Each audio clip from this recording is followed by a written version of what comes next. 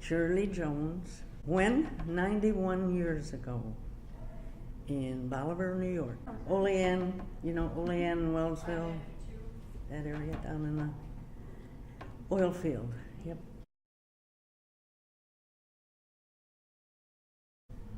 And I was 16 when the war broke out. I remember that. You don't, they're too young, you're too young. We were watching radio shows, which we did every Sunday night. We'd fix our lunch or dinner on a tray and go in and sit around the radio and listen to Amos and Andy, Jack Benny, and all those, Gracie Allen. And they interrupted the program to say that they had been bombed and we were at war. And my brothers were gone within about 3 weeks. Boom. And I was 16.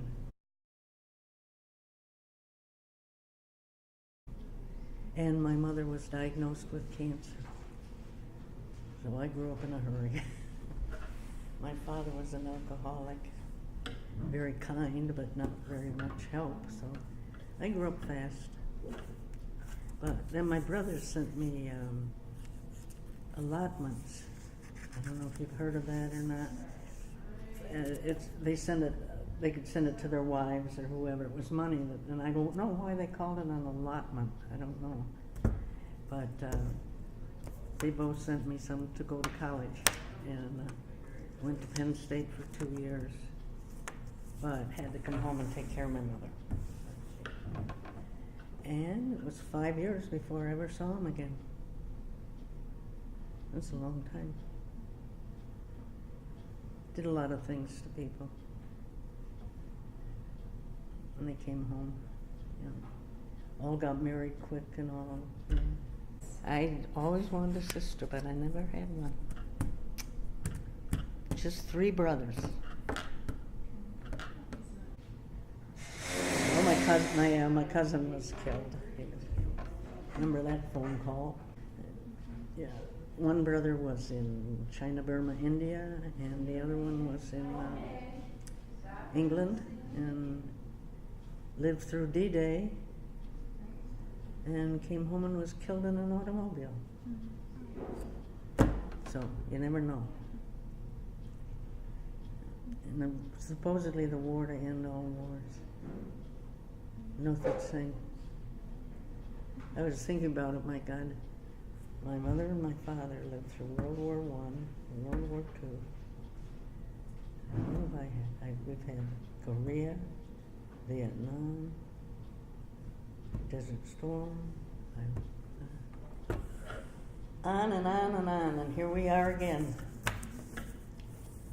We'll surely go to war. He went to, when he went in, he was sent up to the Aleutian Islands. They made the initial landing on the Aleutian Islands, a godforsaken place up there. And he was chosen for officers training school. And when he came home, my God, he looked 90 years old. Oh, well, that was a harsh environment up there. I couldn't, but as soon as he graduated from officers training school, he put on weight and looked, I thought, my God. Yeah. Then he went to China, Burma, India. So he didn't spend much time in the States.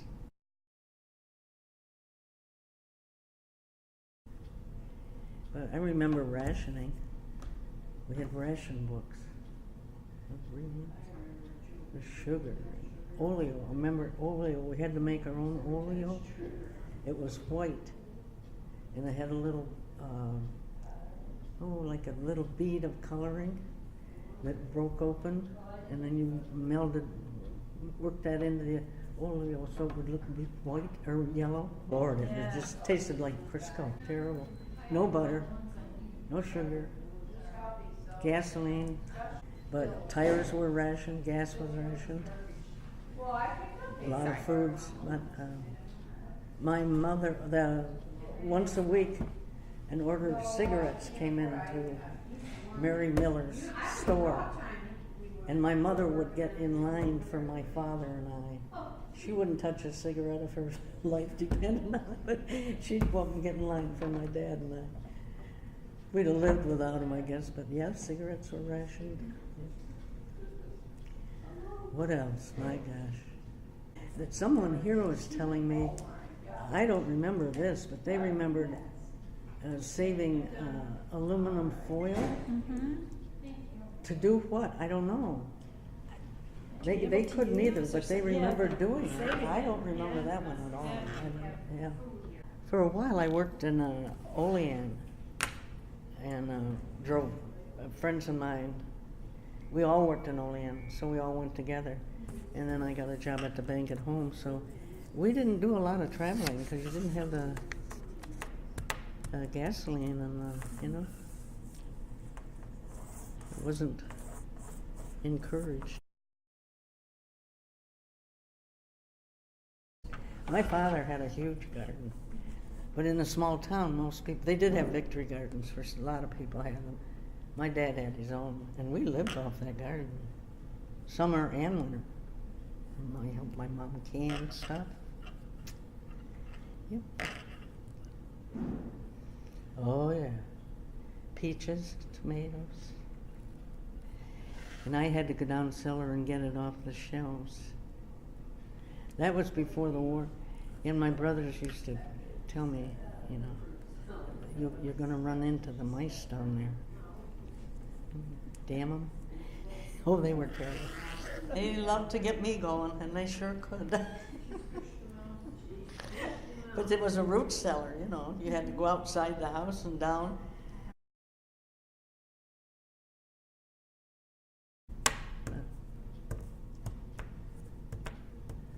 That's about it. Oh no, it isn't.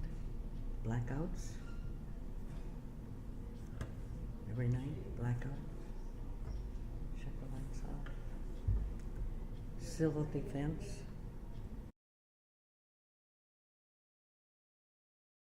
No. Daily life. It wasn't too bad. When I came home, I went to work. I had to leave Penn State. I went to work in the bank at home.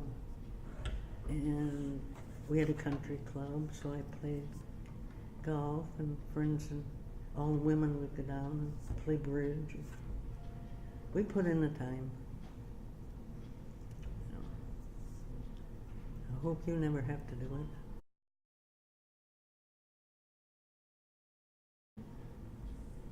I knew my brothers would be going, and fear, yeah, and loneliness. Yeah, it was a lonely time. Well, not just my brothers, but my God, all the men in town went. There weren't any boys left, you know.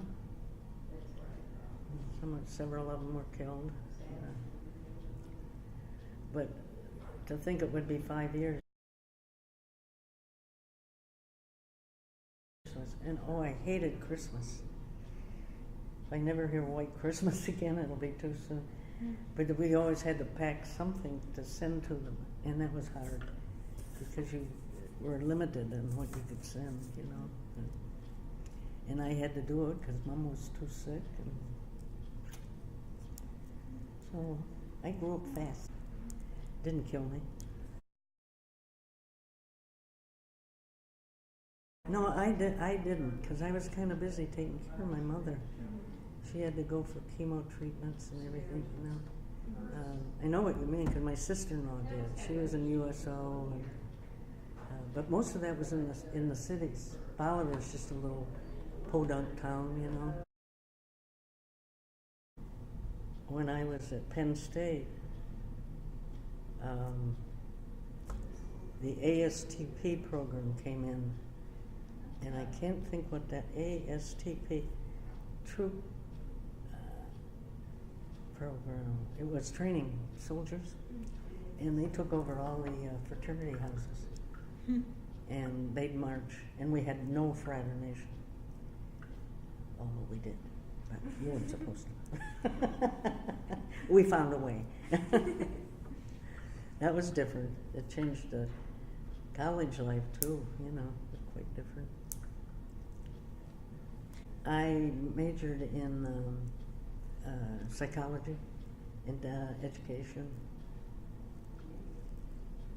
I had 3 years, got 3 years. Didn't quite get the other year, but I worked in education anyway, so. I've often thought about going to that New York State, what is that? Empire State program. They give you credit for life experiences. You know, it's up on it's up near Bloomfield. It's up off 590 there, Empire State.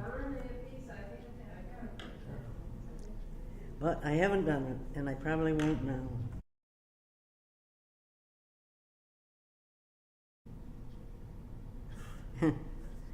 When my brothers came home, yeah, I can still see them walking the door. No, I'll tell you, one of the worst days, although it ended, was when they dropped that bomb, the atomic bomb. Ended the war, but it was on the news immediately. Yeah, I've often wondered how the people made out that flew that plane and dropped that bomb. I've never heard much, but it was bad.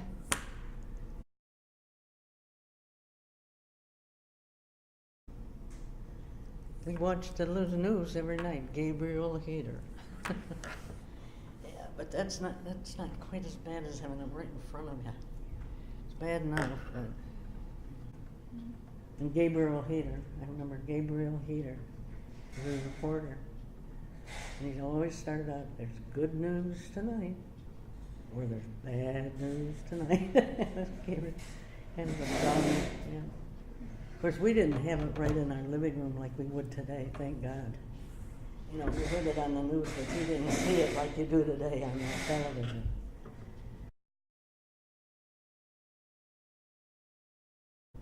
And one of my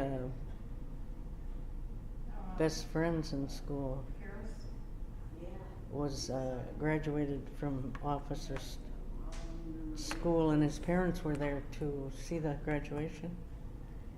And he was in the Air Force, and his plane flew in. They were flying in formation and crashed and killed him right in front of him. That was a hard one. Only child.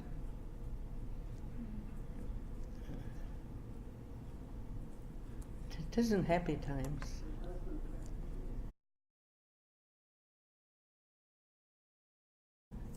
Yeah, V-Day was great. Yeah, that was a great.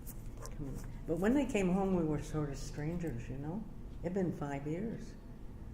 And I don't think we ever picked up that same. My mom died shortly after the boys got home. That kind of split up the family, and they got married. And not a happy time. Very hard for them to come back. You know, God, 5 years is a long time out of your life. And you miss so much history together. And the closeness was never there again.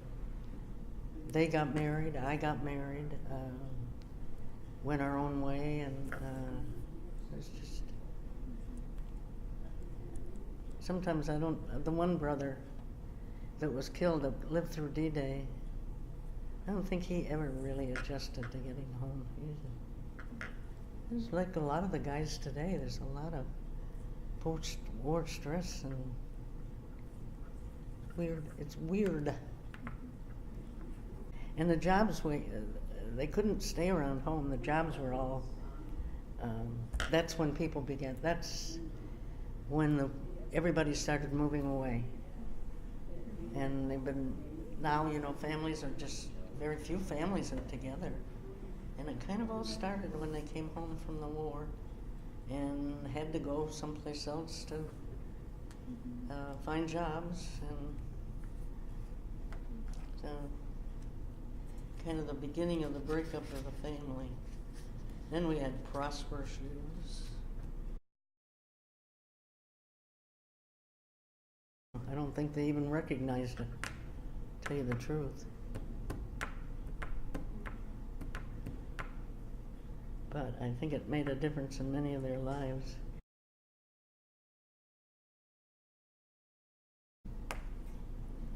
good times too. You know?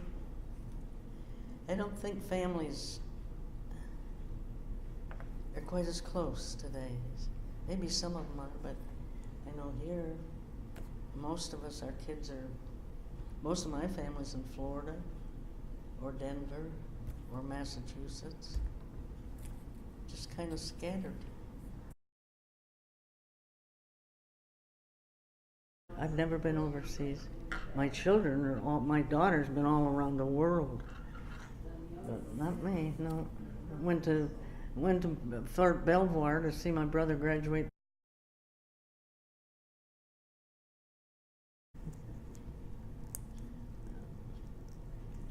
And so far, I haven't had any of my children in the war. I